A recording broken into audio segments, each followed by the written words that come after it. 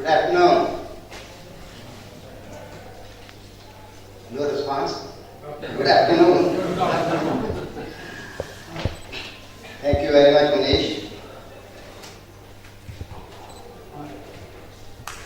I was just given this brochure, Human Rights Defense India, an organization committed to the human rights concerns of Indian diaspora. Very interesting. And the organization vows to stand by any person or group whose human rights are violated by states and fanatics. Wonderful idea. Gopio was born in 1989 for this very purpose in New York. In year 2000,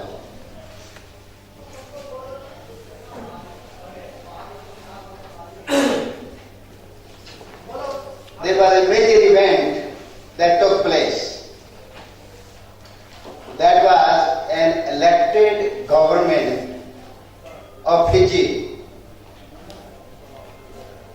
It was a great opportunity. It was a great moment that an Indian became the Prime Minister, second generation Indian became Prime Minister of that country. But it didn't sit well with the local population, or at least with some people. And the ministry was dislodged. The Prime Minister was arrested. He left. He was allowed to leave. Went to Australia, came to India. Did not get any help. Gopio came to his rescue, did some help, but he could not, or we could not, or nobody could restore him his legitimate government. He came to us in year 2000 when we were having a conference in Europe, and we passed a resolution. When any person of Indian origin is abused, attacked, or discriminated against in any part of the world because of his or her ethnicity, all persons of Indian origin around the world will deem such an act or action directed against all of them, not one of them, all of them, and will stand together in the pursuit of justice. A few years ago, a Chief Justice of India, Chief Justice of Trinidad and Tobago, again happened to be an Indian. And the government at that time of Trinidad and Tobago was run by Mr. Manning, who was of black ethnicity. He didn't want him to continue as Chief Justice. He suspended him. Gopio took the issue. People in Trinidad would not demonstrate against the injustice done to the Chief Justice of that country. Gopio in New York in front of UNO, after getting all kinds of permissions, took hundreds of people and demonstrated, led by Secretary General of Gopio, now President of Gopio, Ashok Ram Sir. We internationalize the issue of human rights violation of Chief Justice simply because he happened to be a Hindu, not because he was not a great jurist. There was no issue on his capability.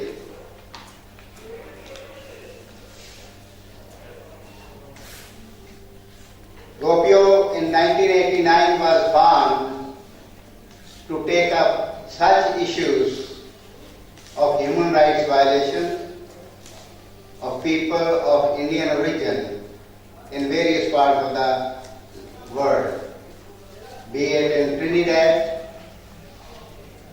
Guyana, Suriname, Fiji, or wherever. Friends, today Manish says we are 30 million overseas Indians.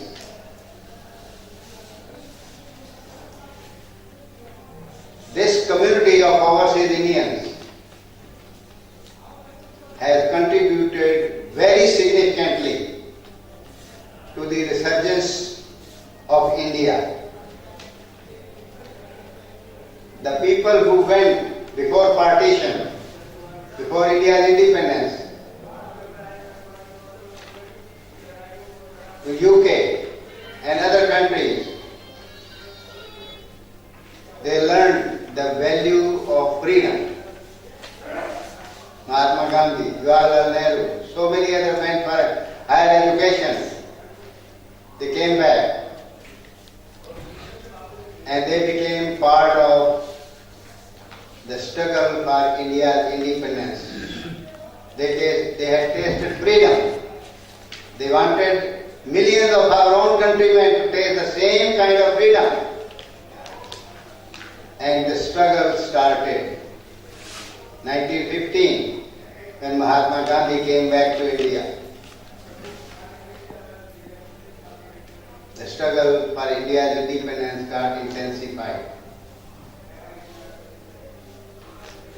But after 47, political freedom came to us, not economic freedom.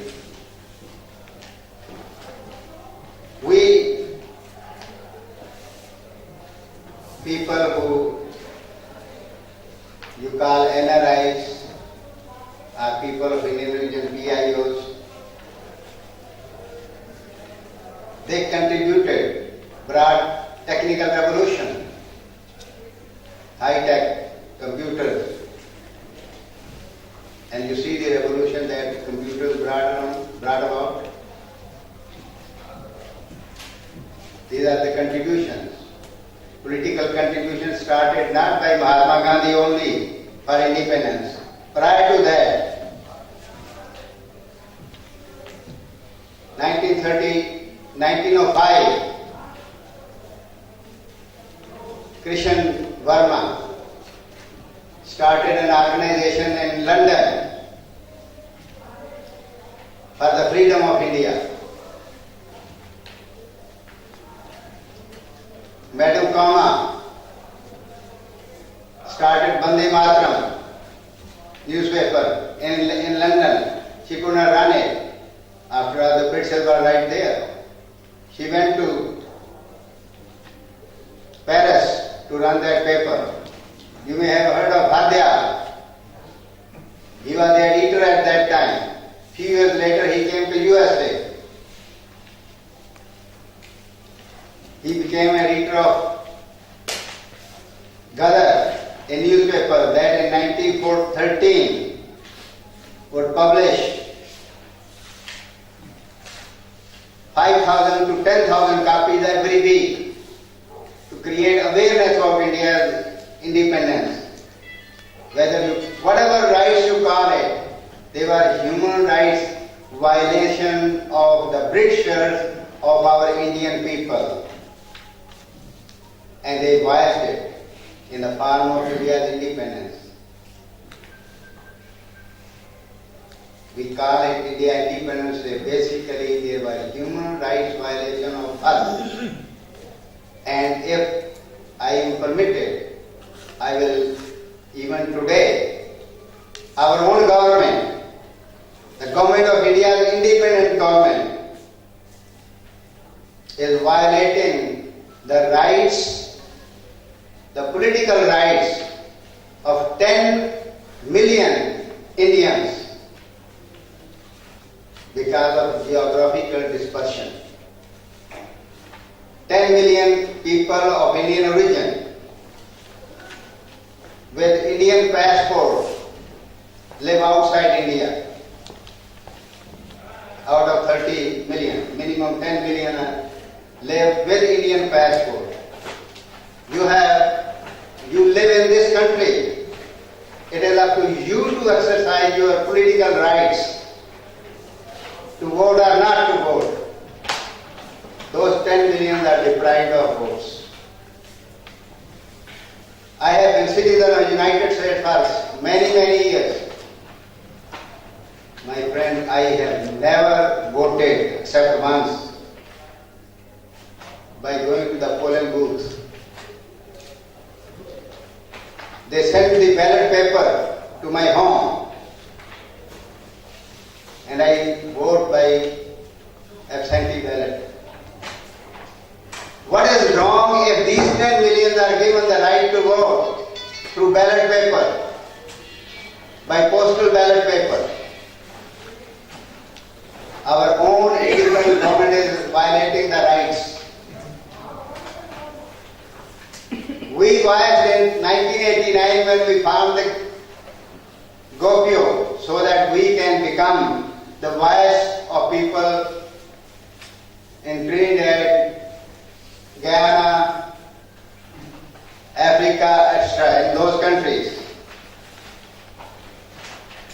People of Indian origin in Guyana, the person who attended, one other person who attended that event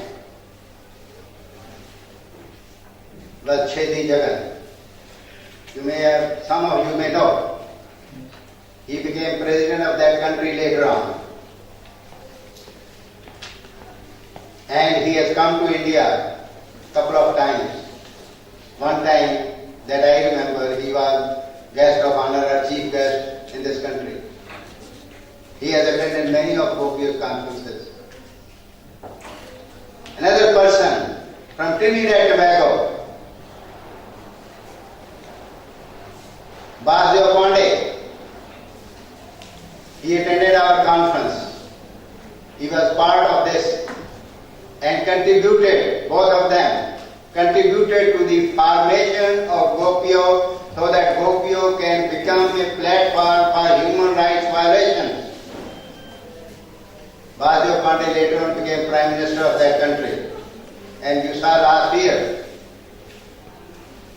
a Prime Minister of that country was the chief guest at Pravasi Bharatiya Divas.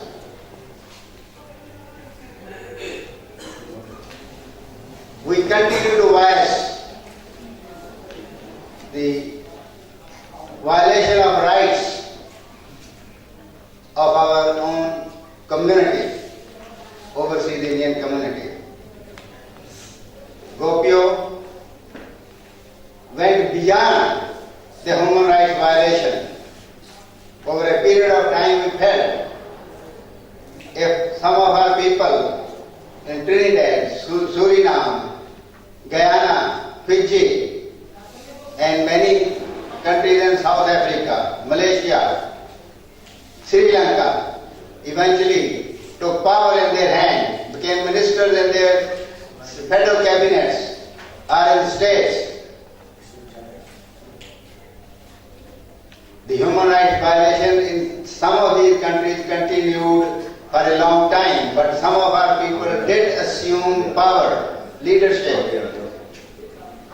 GOPIO contributed to them, to those people in those countries, and we enlarged our role. We extended our role. We are an advocacy group today.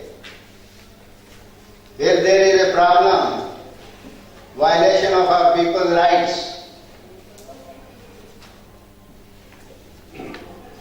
we go there. We are advocacy group, or you can call it, we are lobbying agents of our community. We are lobbying agents of our overseas community, even when the government of India does not do something right for the overseas Indian community. Give you a small example. 2 years ago, Government of India said, you have Indian passport when you left India. It is time to surrender it, irrespective of the fact whether you left India 100 years, 40 years ago, or you left India 2 years prior to this rules that they communicated. We said there is nothing written in the passport that we have to surrender this after we obtain citizenship of the country of our adoption. They said it doesn't matter. Whatever we say it is right, whatever our passport say may not be right. We said, how do we know that we have to surrender it? They said it doesn't matter. We ask you to surrender it now. I said, what if we don't have it? You cannot come back to India on a visa. You have to pay penalty. A girl in New York who was making $3,000 a month, after deduction of taxes, she was merely bringing $2,200, and she had 4 members of the family. 2 parents who migrated with her. She was single.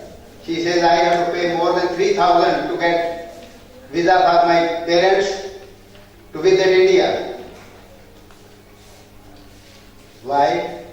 They say $175, send us your passport, we will put a stamp.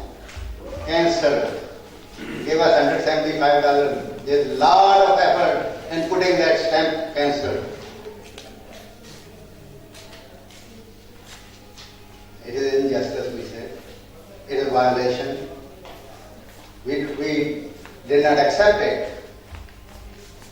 Several people had to pay penalty by cancelling their flight. Those who are not familiar with this, airlines nowadays give you ticket. If you don't travel on that day, you lose. Many people lost their tickets. They could not travel. $175 for getting this cancelled stamp on your passport. They return it to you. And both ways, you have to pay the postage. Not government. And they say sent by Federal Express, not by ordinary postage. So it is not 30 cents or 40 cents or 5 rupees. In the USA it is $20-30 one-way trip, and you send $60 you spend to get it back. 30 going, 30 coming. 175 days. And if you have this passport hidden with you for more than 3 years, so you pay $250 penalty. No embassy will listen to our request. Why our rights are being violated? What for? You never told us that I have surrendered the passport. We paid you at that time when the passport was made. There is nothing written on the passport, hey, when you get citizenship of another country, give us back. Nothing.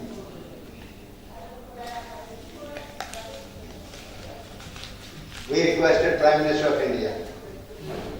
Gopio at that time requested the community, if you protest electronically, here is the letter that you sign it electronically. Gopio's appeal. In 7 days, we collected 30,000 petitions in one week and sent it to Prime Minister of India. This is what your government has done to our overseas community.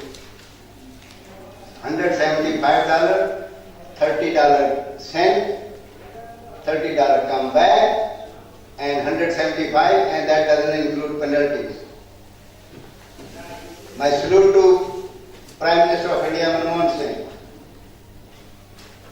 On third day, he sent instruction to Consul General of New York.